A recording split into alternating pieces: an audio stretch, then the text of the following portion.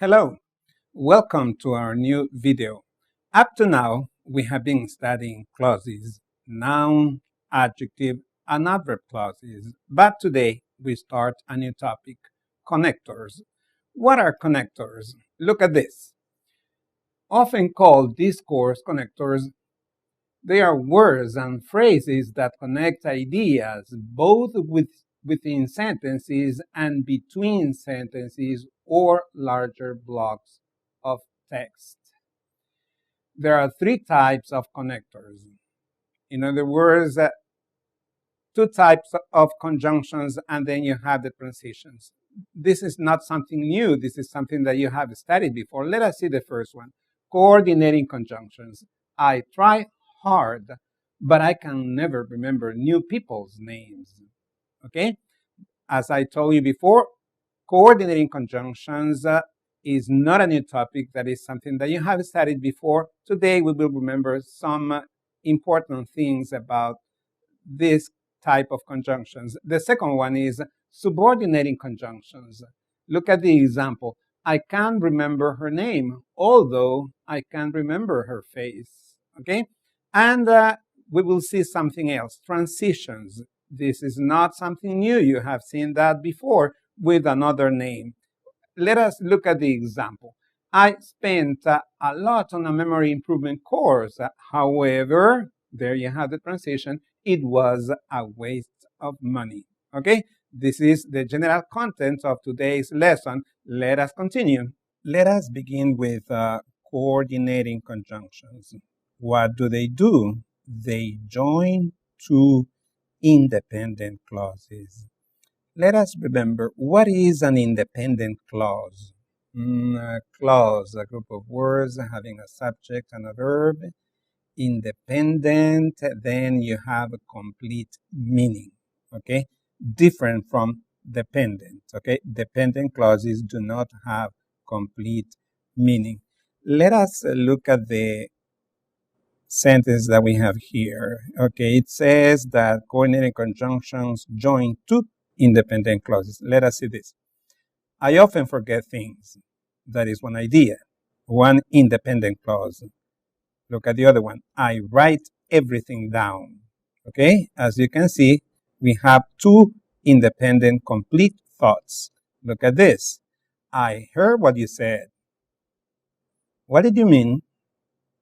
Okay, here you have two independent clauses. And what do you have in between? What do you have in the middle?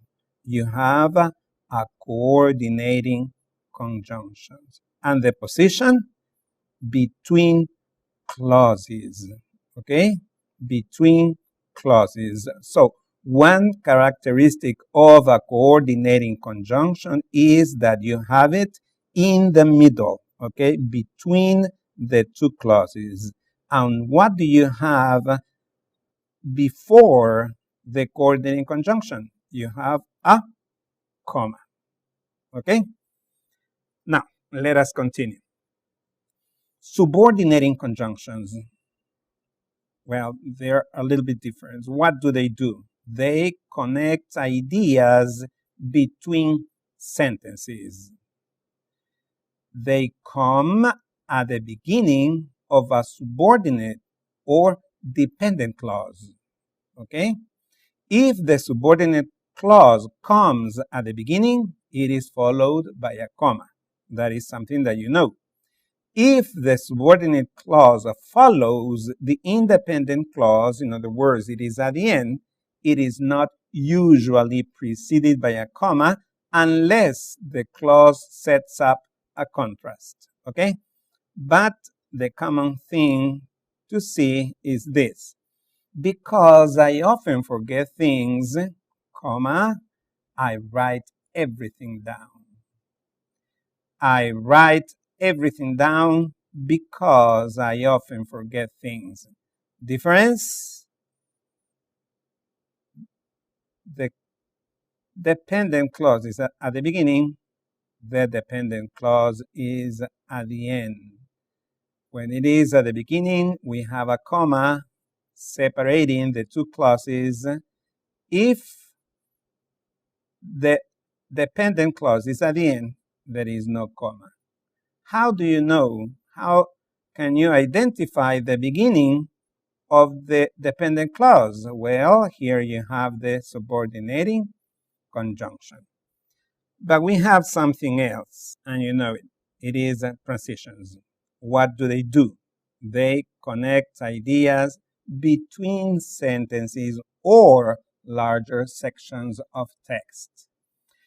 Transitions that connect sentences can come at the beginning of a sentence, within the sentence, or at the end of the sentence. Common transitions include besides, consequently, however, in addition, nevertheless, otherwise, and therefore. Here we have three examples. In the first one, the transition is at the beginning. In the second one, it is inside the sentence. And in the last one, it is at the end of the sentence. Listen to the first example. He said he would support the idea. However, I still doubt it. The second one. He said he would support the idea. I wouldn't, however, count on him. And the last one, the third one, he said he would support the idea. I wouldn't count on him, however. Now, what can we notice here? If it is at the beginning, you have a comma. If it is in the middle, you have a comma before, and you have another one after the transition. And if it is at the end, you have before the comma, and you have the period at the end. Okay? How many types of transitions are there? Well, let us see. There are 5 principal types of transitions that connect sentences. And what do? Well, they have a function. They show what? Addition, or condition, or contrast, or effect and result, or they show relationships of action, events, and ideas in time. Okay? This is the end of the introduction. Now let us see the grammar presentation, and here we will review some of the concepts, some of the ideas that we have seen up to now. Grammar presentation. Okay, here you have the type of connector: coordinating conjunction, subordinating conjunction, or transition. What do you remember about coordinating conjunction? They join two dependent or independent clauses. Yes, coordinating conjunctions join two independent clauses. Look at the example. I was worried. I did some research. Okay? So here we have two independent clauses. What do you have in the middle? You have a coordinating conjunction preceded by a comma. So you have, I was worried. So I did some research.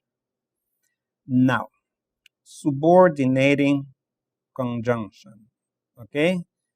A subordinating conjunction joins a dependent clause and an independent clause. Okay? Look at this. Because I was worried, I did some research. I did some research because I was worried. You have it. You have the subordinating conjunction at the beginning. You have the dependent clause at the beginning, and you have a comma in the middle. Here, the dependent clause is at the end, and the beginning, the starting point of the dependent clause is the subordinating conjunction. Okay? So you have, on one side, you have an independent clause. On the other side, you have a dependent clause. When you have a coordinating conjunction, you have independent, independent. Okay? Now, let us look at the last one, transition. Remember that a transition connects ideas. Look at this. I was worried. What do you have after worried? Period. Okay? So the sentence finishes here. Here you have another sentence. I did some research. So what is it? This is a connector. This has the function of showing transition from this sentence to the other sentence. Okay? So you say, I was worried. Therefore, I did some research. Okay? But here you have two different sentences. And to come to this, you have a transition in between, okay, after the first sentence. Look at the other one. Remember that the transition can be at the beginning, within the sentence, or at the end of the sentence. Look at this. I was worried. I, therefore, did some research. And the last one, I was worried, period. Remember, there are two different sentences. I was worried, period. I did some research, therefore. Okay. Now, let us have a general view of the different connectors and their functions. Look at this. You have the function, addition, condition, contrast, cause, reason, effect, and result. And the last one, it is time. If you want to show addition and you want to use a coordinating conjunctions, the ones to use are and, nor, or. If you want to show condition, you use or. If you want to show contrast, you use but or yet. If you want to use cause and reason, for. And if you want to show effect and result, you use so. Okay?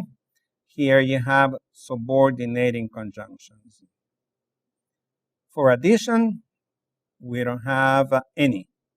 Condition, yes, you can use if, even if, only if, unless. Contrast, although, though, even though, whereas, while. Cause and reason, as, because, since. Effect and result, we don't have subordinating conjunctions here. And the time, after, before, when, and while. Okay? What about the set of words for transitions? Here we have a lot, you see? If you want to show addition, you may use besides, furthermore, indeed, in addition, moreover. Condition, otherwise. Contrast, however, nevertheless, nonetheless, on the contrary, on the other hand. A transition showing cause and reason, no, we don't have any. Transitions showing effect and result, we have consequently, otherwise, therefore, and thus. And transitions showing time, we have afterwards, meanwhile, next. Okay? But now let us see some examples. They will help us understand this better. And here we have some. Okay? Transitions, connecting sentences. Here we have some examples. Look at this. Addition. She couldn't remember names. Furthermore, she forgot addresses. Look at the other example. Human brains lose mass. Indeed, they may lose at 10% a year. Wow, that's a lot. If you want to show condition, look at the example that we have here. Older people should eat several small meals a day. Otherwise, here you have the transition, otherwise their memory might deteriorate. Now, if you want to show contrast, you can use however or nevertheless. Let us look at the first example. I often have trouble with names. However, I always remember faces. Look at the other example. We all forget things. Nevertheless, we shouldn't worry. Okay, what kind of examples do we have here? We have examples of transitions. What can we remember about them? Okay, we all forget things, period. Nevertheless, we shouldn't worry. Remember that when you're using a transition, you have two different sentences. The transition can be at the beginning and then you have a comma.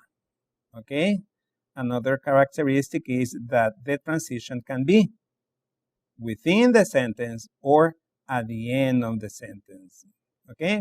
Let us not forget that.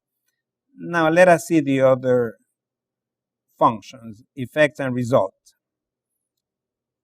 Listen to this. I wasn't concentrating when we met. Consequently, I couldn't remember. I couldn't recall her name. And the other one, he wanted to improve his memory. Therefore, he took a memory course. Okay, you see, he wanted to improve his memory, period. If you're talking about a coordinating conjunction, you don't have a period, you have a comma, okay? And then you have the coordinating, but we are talking here about transition. So you have two different sentences. And the last function, time, look at the first example. He studied for his course. Meanwhile, his wife read a book. And the last one, she completed the book.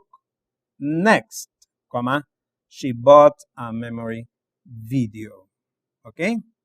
Now, at the beginning, I said that transitions connect sentences, but also blocks of text. Here, we may be talking about paragraphs or longer sentences, but let us look at some examples.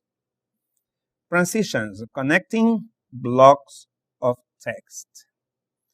The functions for these transitions, listing ideas in order of time and or importance. And this is something that you have seen before. First of all, we need to distinguish between two types of memory. First of all, comma, okay? You can use a transition to give examples. So you have been talking about something, saying things about something, and then you say, for example, you need to stay mentally active, okay?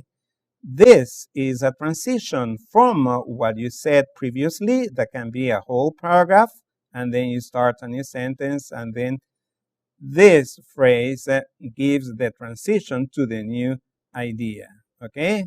The same thing happens when you want to summarize. You say something at the beginning, and then you finish, and then you start a new sentence, and then you say, to summarize, memory improvement requires work. Okay? So what are you doing? You are connecting blocks of text, not simply sentences. Okay? And the last one, adding a conclusion. You may have a whole presentation, at the end you say, in conclusion, we can prevent the deterioration of memory. Okay, do you like transitions? Yes, they are nice. Also, and remember that we have studied today coordinating conjunctions and subordinating conjunctions.